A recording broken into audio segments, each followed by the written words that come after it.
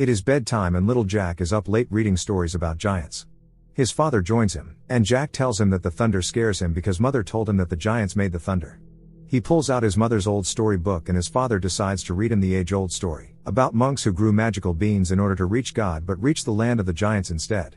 The giants then use the bridge to invade the land of men, looting, stealing and eating humans.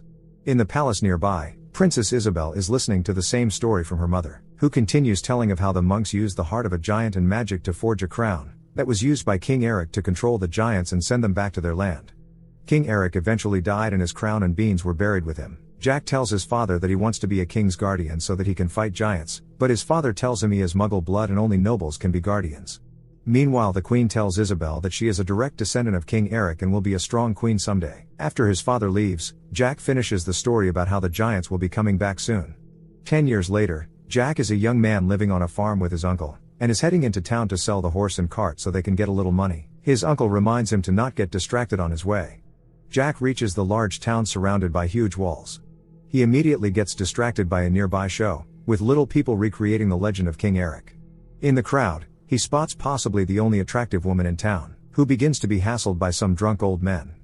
Jack plays hero and gets punched, but stands his ground in defending the lady.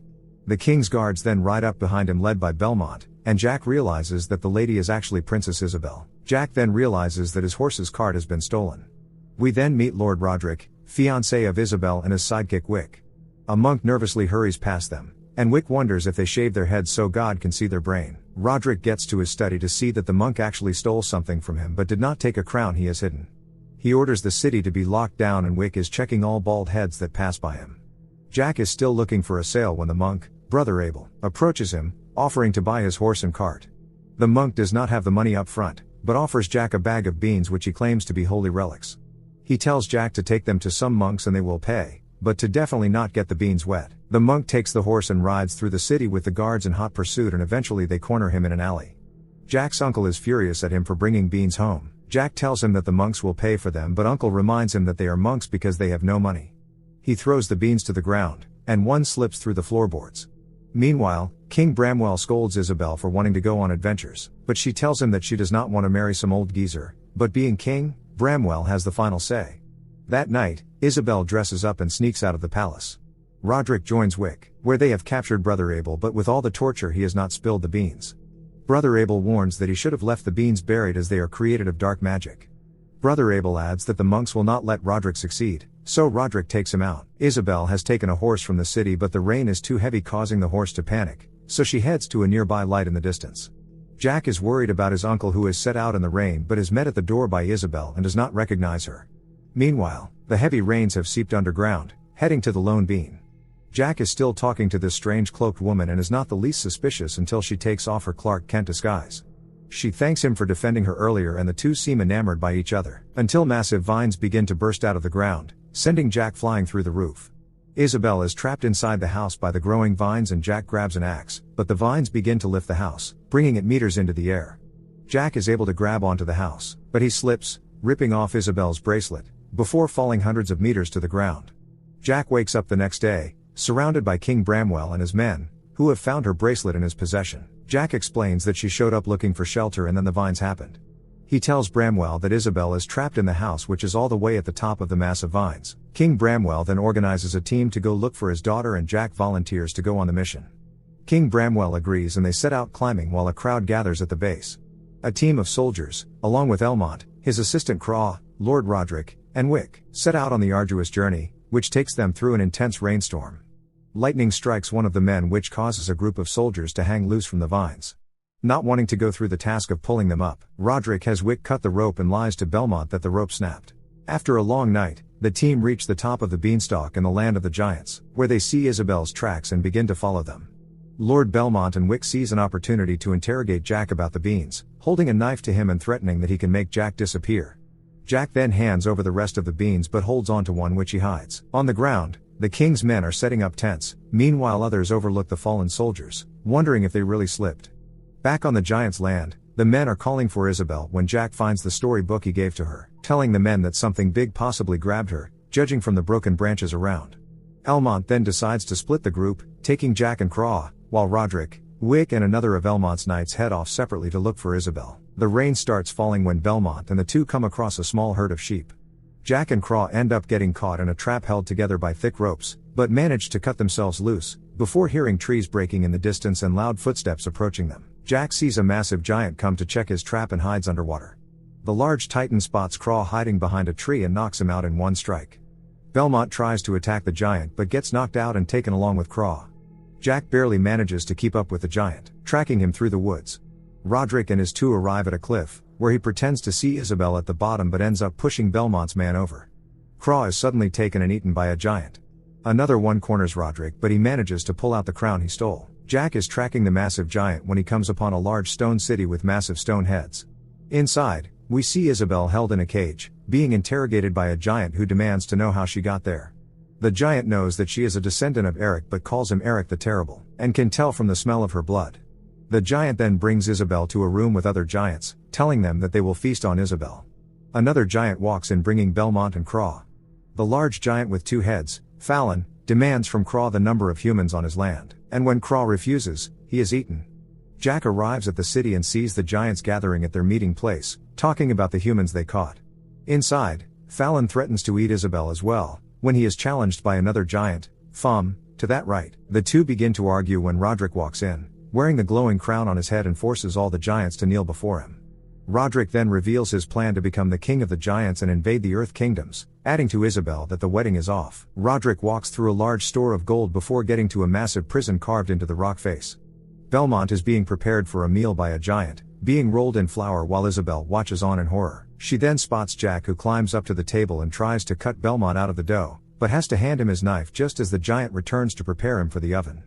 The giant then starts preparing Isabel, but Jack is able to climb above the giant and use his hanging knife to stab him in the back. The giant begins to flare around in pain before he hits a wall, finishing him off. Belmont then comes over congratulating him. On the ground, King Bramwell is meeting with his general, Enton, asking for his advice on what to do with the stalk, hoping that nothing comes down. Up top, Lord Roderick comes across the dead giant and calls off his invasion. Jack, Isabel and Belmont have escaped to a river where Isabel blames herself for what has happened so far. It is her fault, but Jack, being a simp, tells her that everything happens for a reason. Belmont has a small service for Craw before the trio set out for the beanstalk to make their escape. They come upon a sleeping giant guarding the beanstalk and Jack gets an idea. He grabs a nearby honeycomb, sneaking up on the snoring titan. With Belmont's help, Jack drops the honeycomb inside the giant's helmet. The giant wakes up and begins to flare around and ends up falling over the edge. Belmont then decides to send Jack and Isabel on as he stays behind to get the crown from Roderick. On the ground, the people are shocked to see the massive giant crash into the earth dead. Seeing that the legends are true, the king orders the beanstalk be cut down. They are hesitant to follow as Isabel has not yet returned, so King Bramwell begins to cut it down himself, apologizing to Isabel. Meanwhile, Isabel and Jack are making their way down the beanstalk. The two share a moment and a kiss. Jack sees the lights below, thinking the king's men are waiting for him, but they are actually preparing to burn the vines down. Belmont is awakened by the shouts of giants and turns to see Roderick leading a large army. Belmont then attacks Roderick to the pleasure of Fallon, and they fall into a cave. The two battle, but Roderick eventually gets the upper hand, leaving Belmont hanging from the edge. Belmont manages to stab Roderick, who eventually dies. The giants pull his body out of the cave and General Fallon removes the crown from his head and wears it as a ring, becoming king. On the ground, the men are able to destroy one of the large vines, which begins to unwind the massive beanstalk, sending men flying everywhere. Belmont manages to jump onto the falling beanstalk, leaving Fallon yelling in anger. Jack and Isabel are riding out the fall and come crashing down into a barrel of hay. The vine is so massive that it reaches the kingdom, crashing through its massive walls. Jack and Isabel meet up with her father, who is happy to see her. She tells him about Roderick and he is prepared to take her back to the kingdom, but she adds that Jack was the one who rescued her. King Bramwell rewards Jack with gold before Jack says his goodbye to Isabel, who rides off with her father. Fallon finds Roderick's beans and throws them into a nearby river, which immediately sprout into massive vines. The giants jump onto the vines ready for war.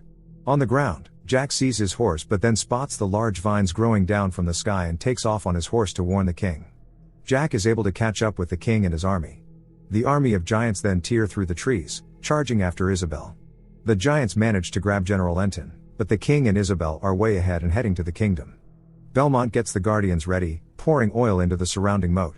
As the king and Isabel cross the moat, Belmont orders the moat be set on fire and the drawbridge lifted. Jack is barely able to make it across as Fallon lounges after him.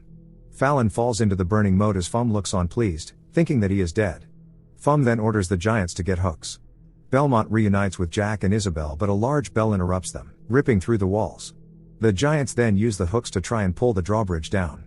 King Bramwell then tells Isabel to light a beacon to warn the other kingdoms and charges Jack with her care. Belmont's men fire their own hooks so other men can join in the struggle, but numerous flaming trees come crashing down on them, destroying their formation. Isabel leads Jack to the chamber where the beacon is, but a loud banging sound interrupts them as the ground begins to crack open, revealing Fallon, who survived. Outside, Belmont and his men try to hold on, as an endless number of flaming trees are sent their way. The Guardians then reveal their semi-automatic arrow shooter, but one stone from a slingshot from Fum destroys it. Isabel and Jack try hiding from Fallon, but he eventually finds them, giving chase and manages to grab Isabel. Jack jumps in to save her but is grabbed by Fallon as well, who asks him his name. Fallon tries eating Jack, who throws his last bean into his mouth. The giant begins to choke as massive vines sprout from his body, sending bits of him flying everywhere. Fum and his men are able to rip the drawbridge open and they prepare for a fight. King Bramwell stays with his men and waits for the attack. Fum then bursts open the inner gate, inviting his boys to prepare for the meal. They are distracted by the large vine bursting from the castle. Fum then stops, his men suddenly drop their weapons and begin to kneel. Everyone turns to see Jack wearing the crown, standing victoriously with Isabel beside him. Many years later, we hear an adult Jack telling his children the story of the giants. Throughout the ages, we see the crown taken and modified into a crown with jewels, now on display at the Tower of London. Remember to subscribe and turn on notifications, so you can watch more movies like this. Thanks for watching.